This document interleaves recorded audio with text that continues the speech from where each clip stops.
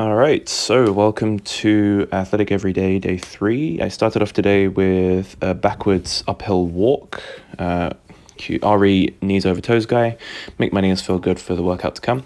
Then I did some pretty high intensity skipping for about 3 to 4 minutes. I always like to mix up the footwork, and here I'm doing some crossovers. I probably look like an idiot. Boxers will probably say I'm not doing it very well, but I always have fun with skipping. And once again, the reason why I'm doing skipping is to make sure I'm getting some good volume on some low intensity plyometrics to improve the elasticity of my lower legs, because I don't really have much bounce at the moment since I'm focusing on weightlifting so much. Then I did my standard warm-up, and if you guys were listening yesterday, I am maxing out my snatch and clean and jerk today, and you'll see how it went. I am really pleased with my performance today. This is the warm-up I do for pretty much every session. I'll always use a dowel first. I mean, you could probably start with the bar, but it's just a habit now. I just do the same routine with the dowel. Then I just go through the same warm-up as I do usually for warm-up for the snatch. And I was just thinking, all throughout the day, I was so hyped up to actually finally max out my snatch. I was really, really excited. Obviously, triple digits, 100 kilos is what I was going for. And that's pretty much what I got. So I'm really, really pleased with that, and you'll see later how it went. The main thing I wanted to focus on and the things I was looking for is just making sure that I was able to fixate the bar after the turnover. So after the bar, I was left my hips in the power position. I really wanted to focus on fixating that bar with my upper body. So like making sure my upper back was really, really tight. My elbows were either locked out or pretty close to being locked out.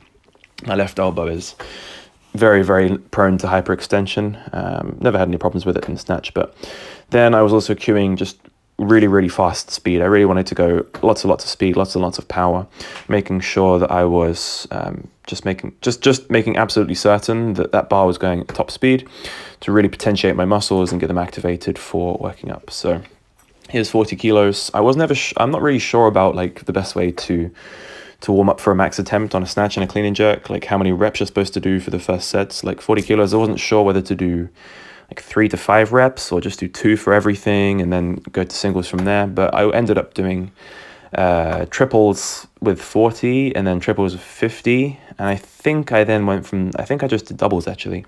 Pretty sure I did double with 50, double with 60. Double with 60 here. And then I moved on to, I think 70 was the last weight that I did a double with. And then, so here's 70. I did a double here. And then when I got to 80, which is, pretty much exactly what 80% of my 1RM is, I just did singles from there on out. First attempt with 85, which is my old 1RM, I actually missed it. I didn't let that get in my head though, and then straight away afterwards I just did another single just to prove to myself that it was pretty good.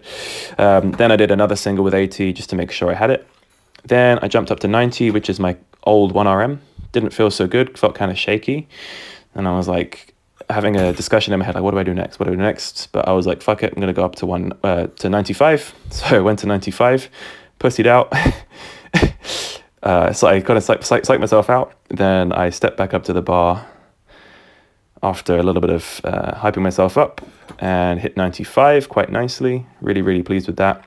Very pleased with myself there. And then I was like, screw it, I'm just going for 100. I really want to get to triple digits. And there it is. Yes, come on. I was incredibly, incredibly hyped. Probably a little bit too hyped. Then I was like, you know what, I'm going to go for 102.5. But it wasn't there today. Maybe next week. Then emptied off the bar and we moved on to a clean and jerk max. I wasn't as pleased with my clean and jerk today. I did hit a 1RM. I don't really, even over the last few months, like snatch has been like my main focus, my main goal. It's always been like the thing I focus on, making sure I'm doing the mobility, the warm up, really focusing all my attention on that. And then to me, I think clean and jerk and mobility work, anything to do with the clean and jerk for me at the moment, has been really kind of an afterthought after the snatch. You always do the snatch first if you're training weightlifting movements. So that's another intention I'm going to set my training over the next few weeks, especially, is to really focus more on my clean and jerk technique and to work on especially mobility in the front rack position, but also in just my jerk technique. I have really good mobility, but it's all very well being mobile with an empty bar versus being mobile with 110, 120 kilos on the bar. So I did a couple of doubles with 60, a couple of doubles with 80. Still a bit shaky on the jerk there. Like I have a lot more strength to be able to clean this weight and to jerk it. But if I'm shaky on this weight, which is like 90 kilos, it really isn't that good. So I really need to start working on my jerk technique. So here is 100 kilos, weight moves really well. You'll notice I actually jump my feet out a little bit more on this 100 kilos attempt. I always find I'm more strong when my feet are a bit wider in the front squat position. Moved on to 110, which is not a clean PR, but it's definitely a clean and jerk PR, so you'll see here. But just look at the technique on this jerk. It's absolutely atrocious. Spend ages, hold my breath, and then barely made it. That probably would have been cool for a press out if it was a weightlifting competition. You can tell I'm not happy with that. Then I moved on to 115, missed the bar and ditched it out the front.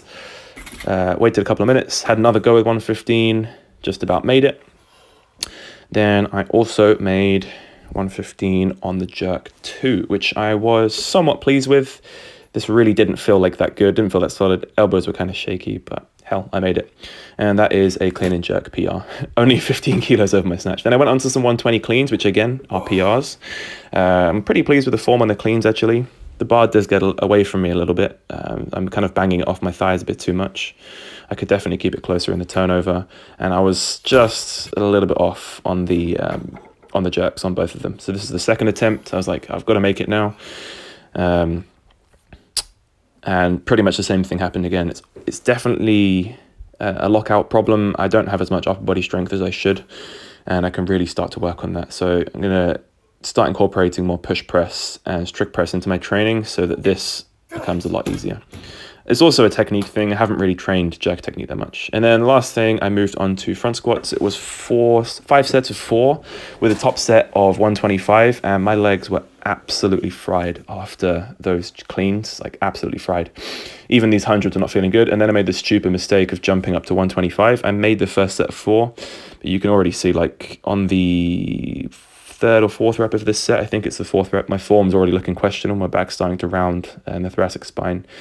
I'm starting to like ditch that bar onto my wrists. As soon as the weight is going more into your wrists than it's onto your shoulders, you should definitely drop the weight on a front squat. So that's the lesson for you guys. Yeah, this is the set where I ditched it on the fourth rep because my legs were just gone at this point.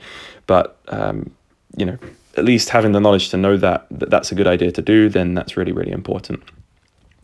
I think it's this rep here.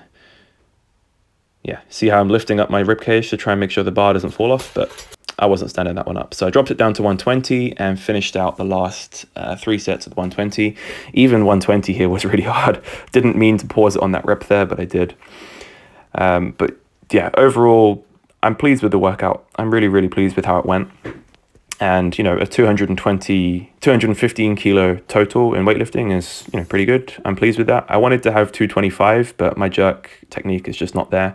And I should really start working on increasing my front squat strength. My max front squat right now is probably 130. So the fact that I was even able to clean up 120 is a pretty good ratio. Generally, you want to have a lot more strength in reserve on front squat. Like if you want to be able to clean 125, you should probably be front squatting 130, probably even 135 for at least triples.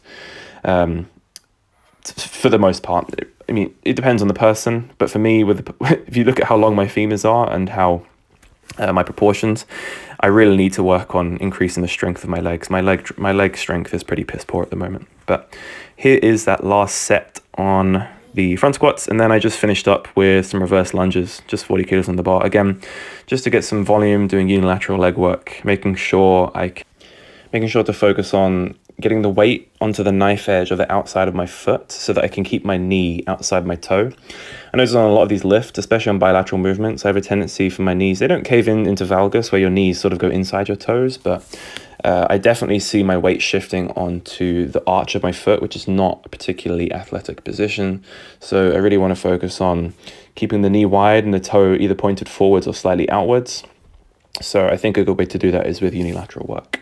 Anyway, that is it for today. Thank you so much for watching, and drop a comment below what you think of the lifts, and I will see you in the next one tomorrow. Thanks so much.